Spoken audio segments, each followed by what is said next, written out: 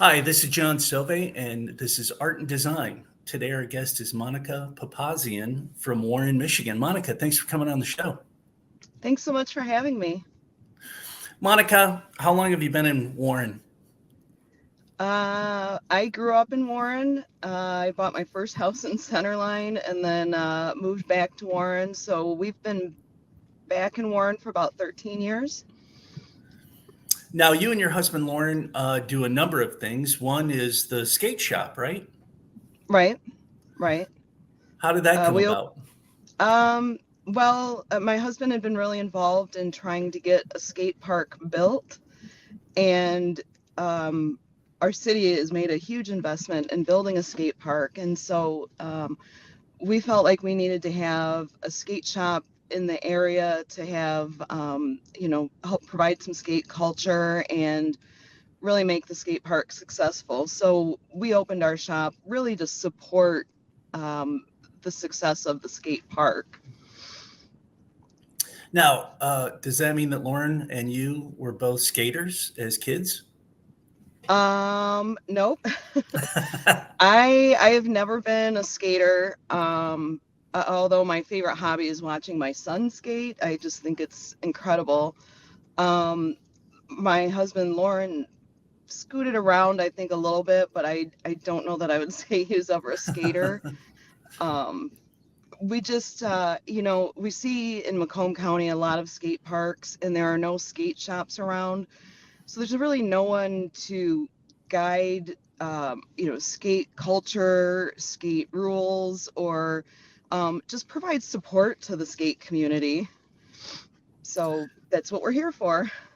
Well, I don't want to generalize in any way, but being a skater as a kid myself, I know that there's always this need for an outlet for kids who skate because, well, especially when I was young, there wasn't as many kids that were skating or many opportunities for it. What was the impetus for you guys to take this major project on? Um, I think craziness is what drives most of what we do. We dive in and go all for it. But uh, really, our son started skating when he was 5, and we saw how amazing the skate community was to this new little kid who was really kind of dangerous having him skate because he was so small. Everybody didn't see him out there. Um, but the community was so amazing, and we wanted to be able to provide that and support that. And so here we are. Well, and again, I know we're going to talk about a number of different things that you do for and in the city of Warren, but the skate park, I heard a statistic on the one that you and Lauren are currently putting together for the city of Warren. It's one of the largest in the country. Is that true? It is the largest in the state, and I believe it's the third largest in the country.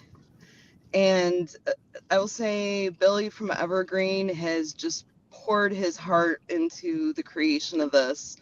Uh, I think this is kind of his love child, and it's going to be amazing. Well, while we're putting a plug in for Evergreen, can you tell us a little bit about Evergreen and how they got involved with building this park? Um, well, really, quite a while back, our former mayor had proposed, wanted to have a skate park built, and Evergreen was generous enough to just provide some renderings of a possible skate park. And then when it went out for the bid process, they definitely had the most involving. They really wanted to do this, and you could tell with their application. So they were very clearly the company to pick from the RFP. Well, the other unique thing with this is the plot of land that you were able to build this park on. Yeah, it's great. I think the park is about 17 acres, and it has been really untouched. Nothing's happened or been done in this park, so it's really so great to see life and purpose coming to the park. Um, I also personally love it because I can see everything happening from my front porch, so that's kind of great. But yeah, it's so great to see something really productive, and I just think skating is such an outlet and therapy for so many people that I'm really excited to see that coming here, and the huge investment. I know the skatable area is over 3 acres, so it's really exciting for our city. Well, and a little more on the segment of land that you were able to get with the city of Warren. One side has a train track, the other side has a river or a stream going through it, and the other is a Hmm. major thoroughfare, right, with your house across the street, of course, too. But Right. can you describe a little bit more, like what other activities are going to be involved in this park? Um, it's the city space, and it's also part of the historic village. So we have a lot of dreams of what might happen in the park, but it's hard to say. There had been talk about putting like a clamshell in there, so an amphitheater, so we could have musical performances there. There's a lot of different ideas. I know we're going to have a walking track all around the park. Um, we've asked that that be extra wide so that people with wheelchairs or just groups or different things can be accommodated. Um, it's a really great place with a lot of nature, so we really want to preserve that. We want some rain gardens are going in. We want to do a lot of gardens with native plants. And there's really a lot of wildlife there. So I have I love bats, and so I'm trying to get a grant so we can get a bat sanctuary. Put up a bunch of bat houses, which will help with bug control in the park. Is also, but with as much cement as we're putting down, we really want to still have a home for the animals there. So we're really trying to work with all that. But as far as what's going to happen in the other 15 acres, I see it as endless possibilities. Um, I think we'd love to fill it with just art and happiness, but I don't know exactly what'll happen with it. Well, fortunately, I had the opportunity to take a tour with your husband, Lauren, last week. And one of the things that really stood out for me was the native species of plants and trying to work those into the landscape. Can you talk about the discussion that's been going around that? Um, well, before construction even started, my husband had contacted a local DNR representative and worked with him. He was helping to write for a $50,000 non-matching grant, which means the community or the city didn't have to put any money in. We'd get $50,000 to plant, some native trees and different plants. He was going to help with um, the watershed part of it and the rain gardens. And with the former administration, that didn't quite plan out, but we've still made the connection, so we're going to try and reapply. And we have a lot of groups within the city that are really devoted to really trying to get a lot of natural native gardens and different things planted in the area. So I think we'll be working with them as well to do that. Well, I'm seeing a theme with you, and it's an all-inclusive, a place for everyone, and I like that. That's something that's needed in every community as well. That's my big thing. When my husband and I had kids, we talked about our parenting philosophies. And my husband, he had a really great, just general, don't be, it's all encompassing, right? And my focuses were community and um, no judgment, like just mind your own business. If it doesn't impact you, you don't have a right to an opinion. Um, but the community has been our big push with our kids, getting them involved and just our involvement, showing them that if you want to see something changed, make it happen. So, but Well, it's all about inclusion, and I want a community that is for everybody. And in Warren, we have such a diverse community, and I think that is one of the most amazing parts of Warren. well, now that Monica, that leads me to other activities that you have participated and led the way in the city of Warren. One of them being the first Pride Festival in the city of Warren. Yes, yep. This year we had our first Pride celebration. And was it Uh, scary? no, it was really exciting.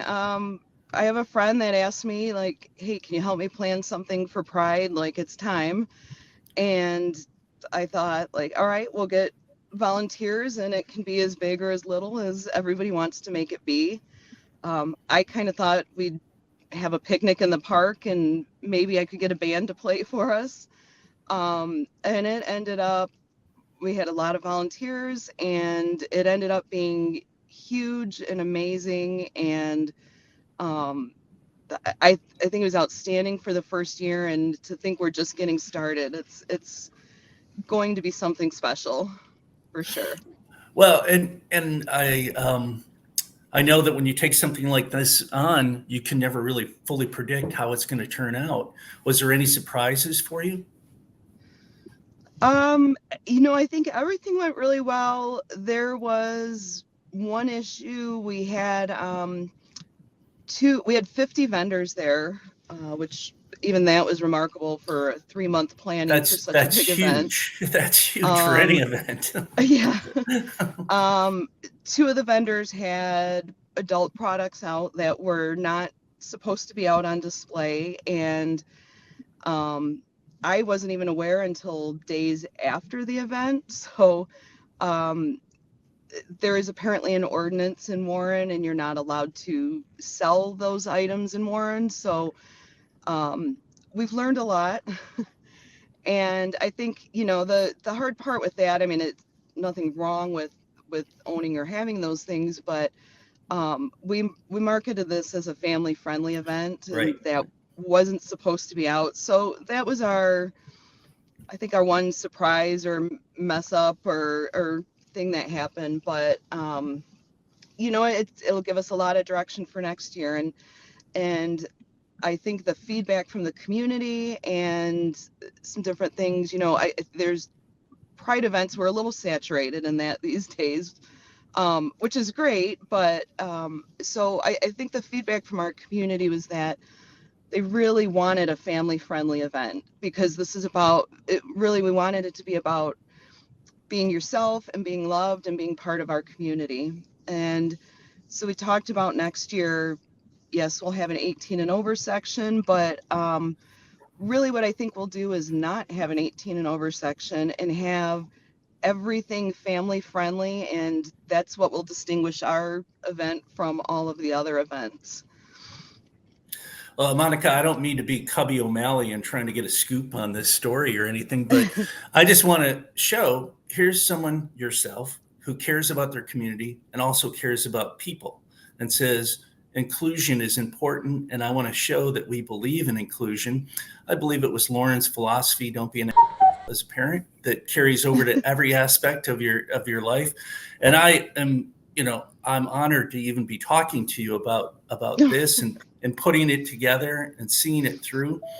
And unfortunately, sometimes one little twist like that gets all the attention, and then they miss the bigger picture, which is, hey, we had our first Pride Festival and went off without a hitch, and everyone had a good time.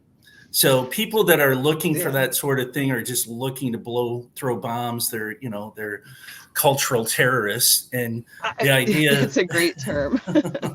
Well, um, and not that took the center stage, but those are just some of the byproducts of doing anything. So, man, I I'm expected that. And, we knew, all right, I wanted them to have to just nitpick so bad, to find something really petty and let their homophobia shine with whatever they took issue with. So that was my disappointment, is that we gave them something valid. I was hoping the worst that they could come up with was that we had drag queen story time. But live and learn, and we'll do better for next year. But that was really the disappointment, was with all of the great things that came out of it, that the negativity was what was going to resonate for the event. Um, but we're going to come back, and we're not going to let that slow us down. Um, I love the philosophy and the whole idea that everybody is included. I think that should be our motto, not like let's punch downward at everybody who's disenfranchised. For some reason, I just don't think that lasts too long, because it doesn't take long before. Well, I'm always on the list. I'm always the first one they punch down on. Happy to be so.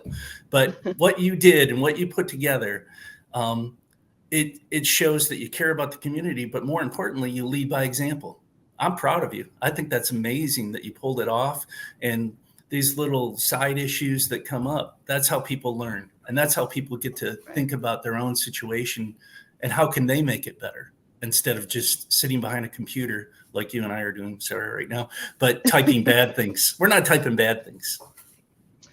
Absolutely. And I think, so many people that had negative things to say about it, they weren't there, or a lot of people just didn't like that the event happened at all. Why aren't we doing these other things, or why isn't this happening? Well, if you want to see something happen, make it happen. And that's what I wanted to show my kids. One of my mantras is be the change you want to see. If you want to see something happen, do it. And I'm proud that my kids got to see me make that happen. And there's really no excuse for them not to be remarkable citizens, because they have the power to make anything happen as well. Well, you are creating those little citizens right now. They're watching every single thing you do. It's amazing what they do. They just watch, and then you start seeing yourself in them. Crazy. Yeah, my daughter does not participate in team sports. That's just not her thing. So community service is her team sport. That is her activity. Um, uh, about a year and a half ago, she threw a fundraiser for the Macomb Foster Closet. She found out they really needed pajamas. So we had a pajama dance party, and all kinds of activities. It was wildly successful. It was great. And it was really her vision of what she wanted to do to help the Macomb Foster Closet. We raised about $1,500, and I believe 1,200 pair of pajamas, socks, and underwear. So to see her making things happen when she has a passion, that was her initiative that year, and now we're working on her next one. So um, it's really great to see them starting to put it into action. My daughter's now 10 years old. Jeez. All right, so I gotta put a little plug in. What is Macomb Foster Closet? They are an amazing nonprofit. They provide so many services and items to foster families in Macomb County. The thing I really, really loved when I first learned of the Foster Closet is that they provide all of the same services for kinship fostering situations. So if a grandparent or an aunt or a sibling is fostering a child, they get all their services and everything from them is totally free. They have a huge store where people can come in, and it's private, so nobody sees you shopping, but you come in and you get what you need. They and they just do so much for the foster families, and even once you're adopted, they still provide services and that for them. So they're really wonderful organization. Monica, what's your daughter's name? Olive. So Olive is 10 years old, and she was Mm-hmm. able to not only raise $1,500, but provide 1,200 pairs of clothing items for Yep. Macomb Foster. So she was 10 when she did this. Just think if Um, somebody, what, Younger? Yeah. Oh, she was 8 when she did this. Oh, I'm sorry. She was 8. Yeah. So Olive is 8 years old, and she says, "This is my charity this year, and I want to help this group." And just imagine, I mean, she's working what, 3 part-time jobs right now and pulling in 120 a year. Oh wait, no, that's Olive doesn't have a job. That's right. So somebody with the resources could do, should be able to do so much more than that. I don't think anybody could ever do more than what Olive just did. But the Right. idea that here's an 8-year-old who just put her mind to it and made a lot of stuff Hmm. happen for a really good organization. She's my hero. She's incredible, and that's what it's about. Really, all of our community work started during COVID with us putting out a little free library. And we did all like equity and inclusion, anti-racist, minority and marginalized materials. Um, and my daughter really struggled. She couldn't understand racism.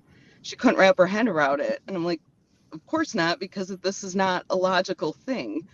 And that's when I realized that really to make impactful change in our community, we've got to start with the children. It's clearly all of these problems and things we have are learned behaviors, and so we need to teach them other perspectives and behaviors. Um, so it was great. I mean, it really started with this box of books and has led to whatever we can think of to do for our community. Well, and again, you said learned behavior, and I fully believe that Olive should be in the news cycle 24/7 instead of other people that have nothing but negative and fighting, punching people that are disenfranchised. That's not what should be in the news cycle. Olive should be in the news cycle. Olive should be, it should be, instead of just making complaints and pointing out problems, we want to see people come with solutions. And um, that's how we approach things in our house. All right, what's the solution for this? How can it be fixed? And Olive's remarkable.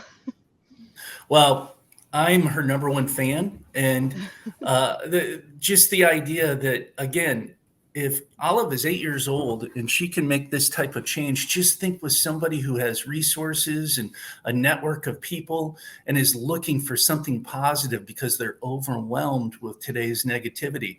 Just think what they could do.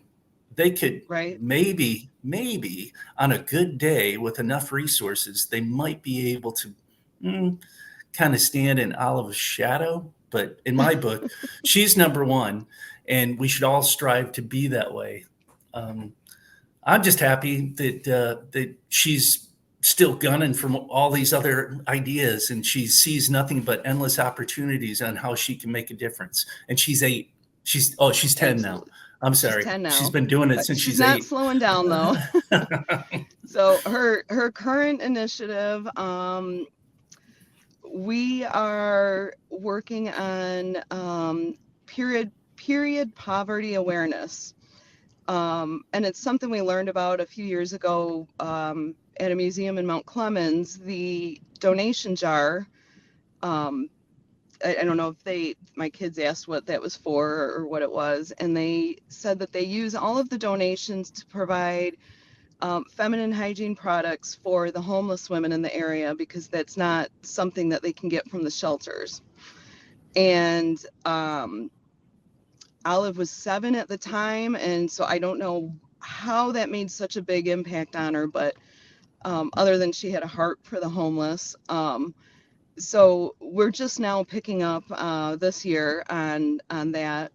Um, because after finding that out with the homeless, we looked into it a little bit, and currently 25% of females miss school because they don't have the proper feminine products each month. Um, so her first phase of this initiative was to write a letter to the Macomb County executive, the superintendent of her school district, and the mayor of Warren, asking them each to make feminine products available for free in all of their buildings. Then the second phase was that she did a collection drive to be able to distribute some products to the high schools in the area for their students.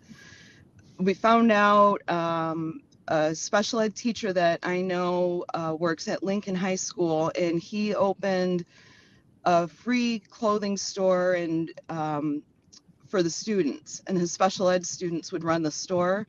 So we connected with him, and before the seniors left for the summer, we brought 75 care packages with about 9,000 feminine products in them to help get the girls through the summer and into the next school year. Monica, it's an amazing story. And so this all started, you're at the Anton Art Center, I'm assuming. And Olive sees this tip jar, not tip jar, but donation. It actually was the Anatomy of Death Museum. We went there on Mother's Day. It's very funny. Lauren said that to me the other day when we were taking a tour. He said, "You've got to go see this museum.